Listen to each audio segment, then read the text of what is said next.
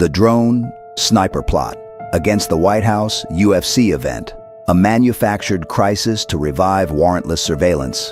The recent announcement of a foiled drone and sniper terror plot targeting the UFC Freedom 250 event on the White House lawn raises serious questions about timing, motives, and the familiar pattern of national security theater.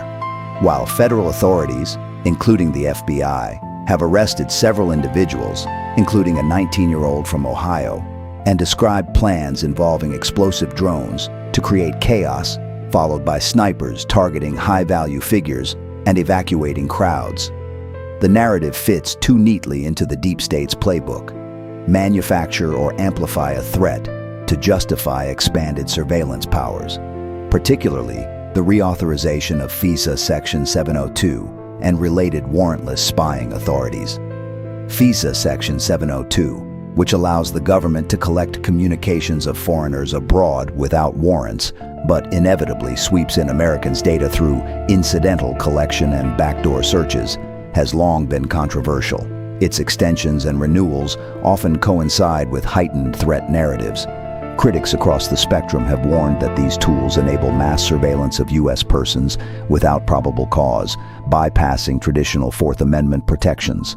As debates rage over its reauthorization, amid concerns over abuse, data brokers, and overreach into domestic political dissent, the sudden emergence of this plot provides a convenient pretext.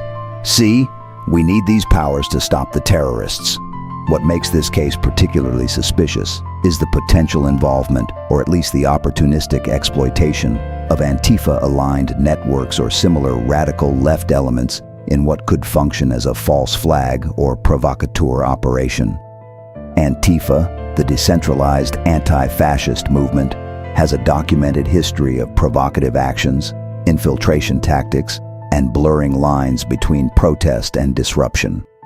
While mainstream reports frame the suspects as driven by anti-Israel sentiments, revolutionary rhetoric, or signal group chats about high-value targets, including politicians and figures like Trump or Netanyahu, the broader ecosystem of left-wing extremism often overlaps with or exploits such chaos.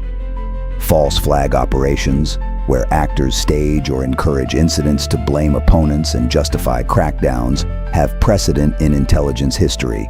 Here, a plot foiled just in time, tipped off by a concerned mother after purchases of gear and online activity, could serve multiple purposes: demonize political dissidents, especially those skeptical of endless foreign entanglements or big tech government collusion; portray conservative-leaning events, a high-profile UFC gathering tied to Trump-era populism, as targets of domestic terrorism, and build public support for renewing warrantless FISA tools. Antifa's loose structure makes it ideal for plausible deniability. Autonomous cells, online radicalization, and encrypted chats could mask deeper coordination, or FBI informants, provocateurs, steering impressionable individuals. Consider the optics. A massive public event celebrating American resilience and combat sports on White House grounds draws crowds and high-profile attendees. A disrupted attack narrative floods the media, complete with details of drones, snipers, and evacuations. This isn't just about stopping crime, it's political theater.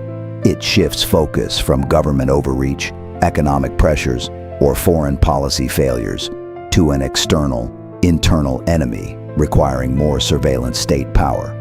Deep state actors, entrenched bureaucrats, intelligence agencies with incentives to expand budgets and authorities benefit from perpetual threat inflation. Renewing FISA without reforms, like mandatory warrants for U.S. person queries, becomes bipartisan common sense in the face of terrorism. Skeptics rightly point out patterns.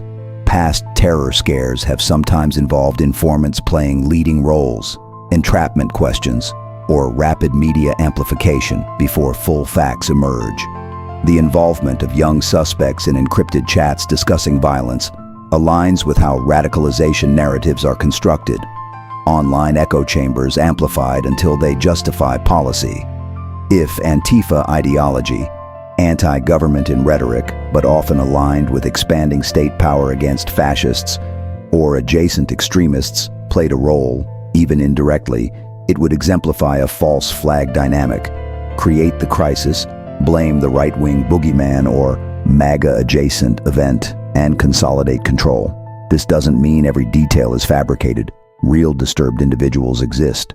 But the seamless alignment with the surveillance state's renewal timeline demands scrutiny. Americans should reject reflexive expansions of warrantless spying. True security comes from targeted constitutional law enforcement, not blanket data collection that erodes liberties for all. Congress must demand full transparency on this plot's origins, any informant roles, and ideological drivers before rubber-stamping FISA extensions. Otherwise, we risk another cycle where manufactured fear perpetuates the very deep state apparatus that undermines the republic it claims to protect. The lesson: question the narrative, especially when it arrives gift-wrapped with expanded powers attached. Eternal vigilance against both external threats and internal power grabs remains the price of liberty.